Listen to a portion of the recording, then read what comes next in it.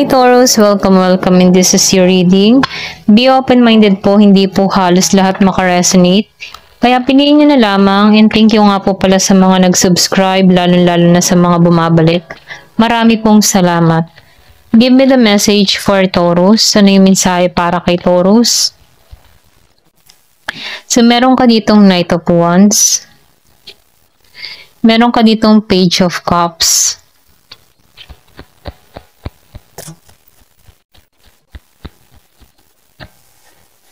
Ten of Swords, reverse.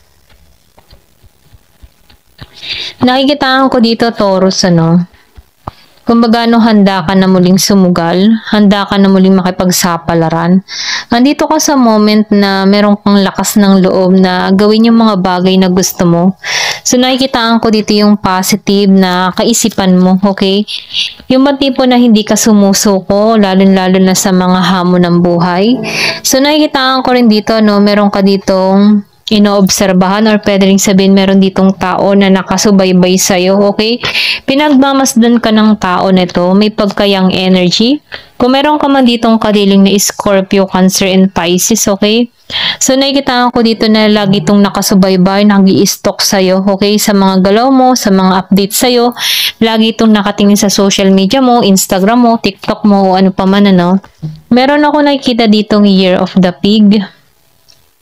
So, nakikita ko rin dito, yung iba sa inyo, meron ka ditong gustong trabahuhin, okay?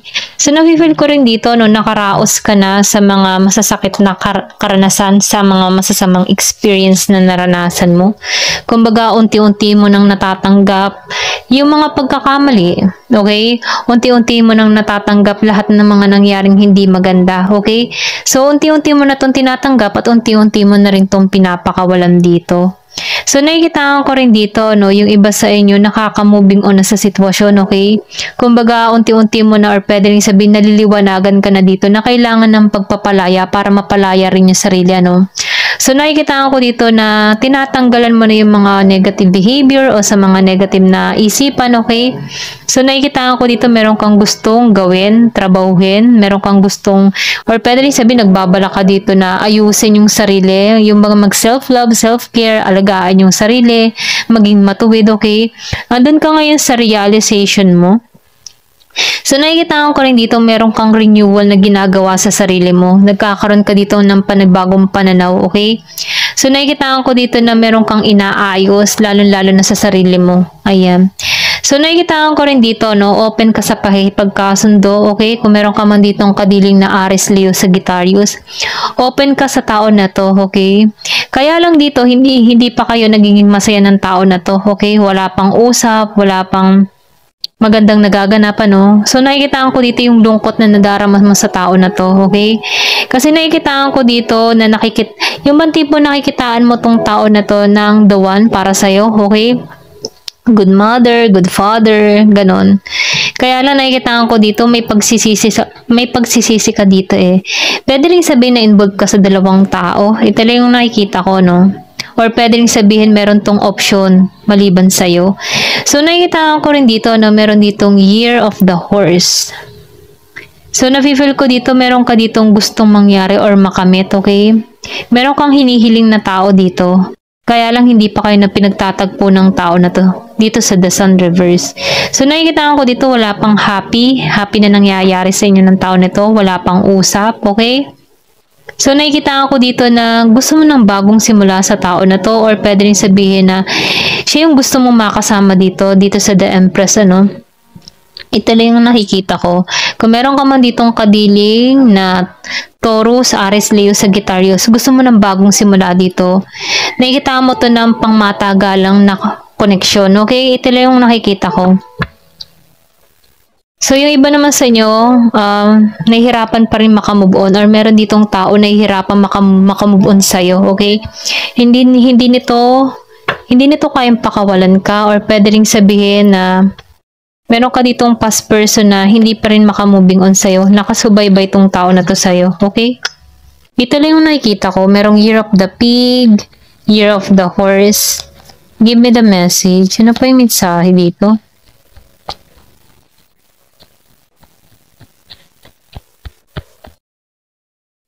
So, nakikita ko rin dito, no, yung iba sa inyo, kung nahihirapan ka, hindi malinaw yung pag-iisip, or nalilito ka, no, mainam magsuot ka ng amethyst para mas madali ka mag-healing sa nararamdaman mo, okay?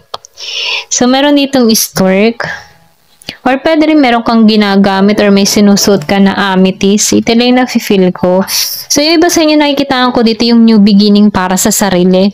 Meron kang binabago sa sarili mo, or pwede rin sabihin meron ka ng tinatanggalan, masamang habit, masamang bisyo, okay? Kumbaga, no, nandito ka sa moment na nakinaklaro mo ng kaisipan mo. Ito lang yung nafe-feel ko. So, nakikitaan ko dito yung reborn, or pwede rin sabihin na parang sinilang kang muli, ano, na nagkakaroon ka ng panibagong pananaw sa buhay. Pwede rin meron ka ditong experience na naranasan na kung bakit nagbabago yung pananaw mo. Kumbaga, nakikitaan ko dito yung matured or unti-unti mo nang nalalaman yung mga pagkakamali mo at tinatanggap mo rin yung pagkakamali mo at alam mo na rin dito kung paano babaguhin ito. Okay? So, nakikitaan ko rin dito, no, meron ditong sulat na parating sa iba, or pwede rin sabihin meron ka ditong magme-message sa'yo ng kanyang nararamdaman, okay? Kanyang saloobin dito. Ito rin nakikita ko. Merong nangyari nitong 27, or pwede rin sabihin na meron ditong pinanganak ng 27 and 17, okay? Give me the message. So, nakikita ko dito, no? Meron ditong malaking pag-asa para sa'yo, okay? Meron ditong masaya, kaganapan, or pwede rin sabihin, meron ka ditong hiling na matutupad, okay?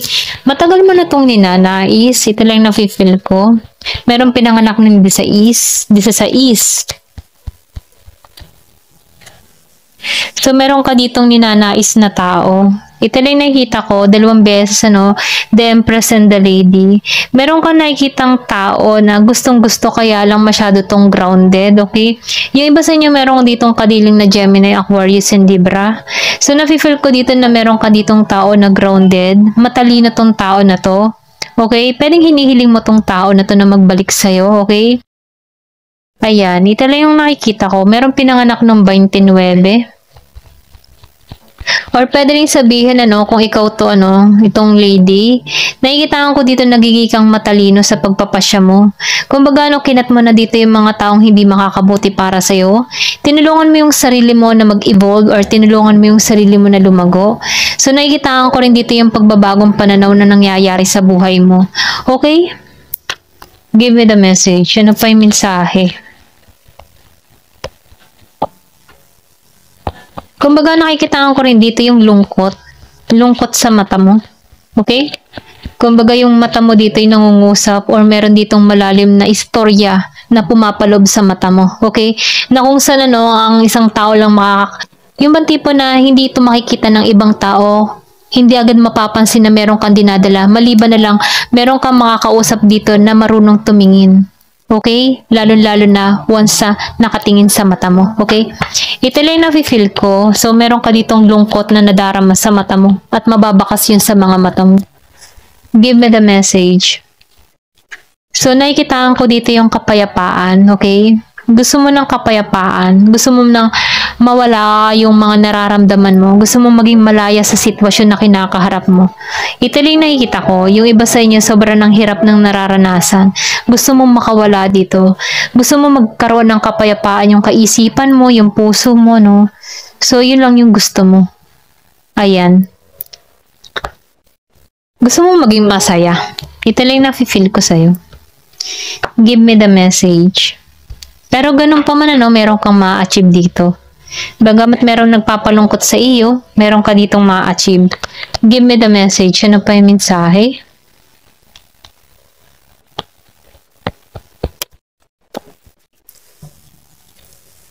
Cloud. So, nakakita ko dito, no, temporary problem lang to. Kung ano man yung mga lungkot na nadarama mo, temporary lang yan. Maybe, yung pagiging malungkot mo, masasabi din natin na yan ay isang protection para sa'yo, no? Kasi yung kalungkutan na nadadama mo, yan yung time na nakikita mo yung sarili mo. Yan yung time na meron kang panahon at oras sa sarili mo. Yung bang tipo na nagninilay-nilay ka, tinatanggalan mo yung mga negatibo, at kung ano yung tama at dapat pang itama sa sarili natin. Ganun, okay? So, na-feel ko dito yung mga na-experience mo ito, temporary lang yan.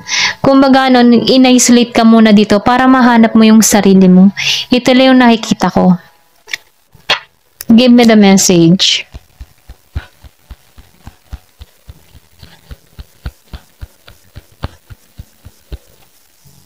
So, meron ka ditong lightning.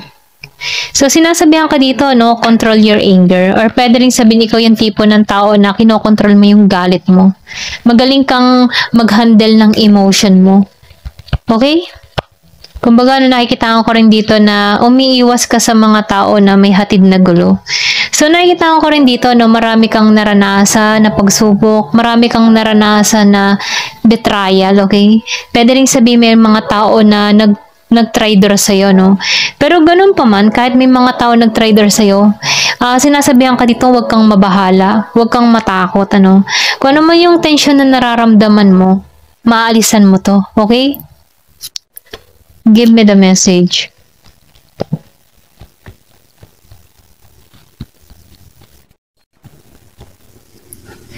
Wishbone. So, meron ka ditong hinihiling. Meron ka ditong matutupad na kahilingan. Okay? So, think positive palagi, no? Kahit meron ka mga pagsubok na kinakaharap, huwag kang susuko. Ito lang yung mensahe. Kasi yan lungkot na nadarama mo, mapapalitan niya ng galak. Give me the message. Yan na pa yung mensahe. So, meron ditong good fortune na parating. Okay? Magtiwala ka sa sarili mo. Ito lang yung mensahe. May magaganap nito ng October. So, meron ditong mangyayari ngayong October. Merong pagbabago. May swerteng parating ngayong darating na October. Okay? Ito lang yung mensahe.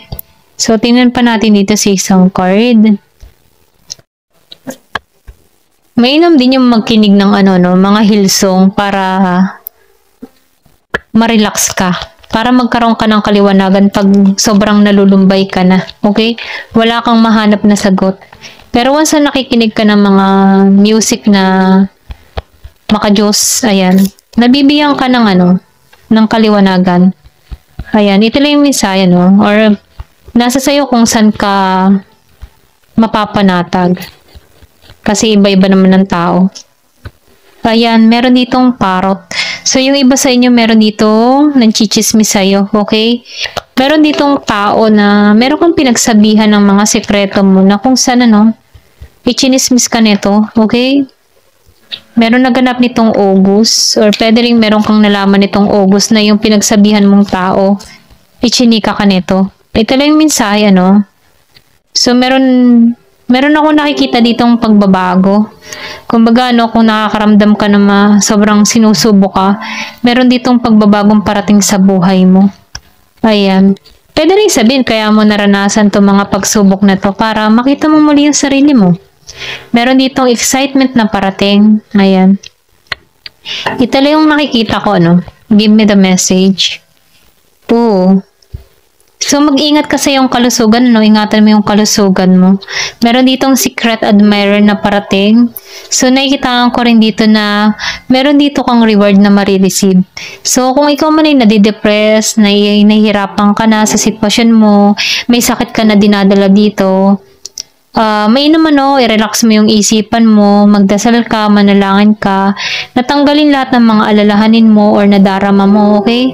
Nang sa ganun, maibsan yung depression na nararamdaman. Kasi once na may problema ka, tapos may sakit ka pa, wala ka nang makitang wala ka nang makitang positibo Kaya number 1, magdasal. Nabigyan ka ng talino, karunungan sa sitwasyon na kinakaharap mo. Ayan, ito lang yung mensahe. Ayan, thank you for watching. Love and peace.